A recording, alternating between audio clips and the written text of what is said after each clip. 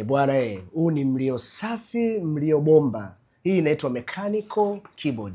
Hii bwana ni kwa watu ambao wanapenda gaming, kwa watu ambao wanapenda kupendezesha ofisi. Umeona kwanza na RGB lakini pia ni mechanical. Unasikia mlio wake huu? Ni mlio safi sana. Bwana hii unaipata kwa bajeti ya shilingi 90,000 tu.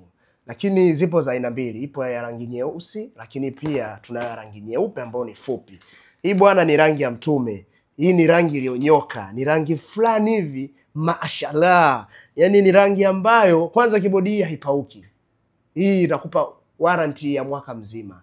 Bwana ukitaka kupata hivi vitu vizuri ni ofisini kwetu tu. Utanicheki kwa namba zangu ziko hapo chini kwa mawasiliano zaidi. Karibu sana maeneo ya Kinondoni.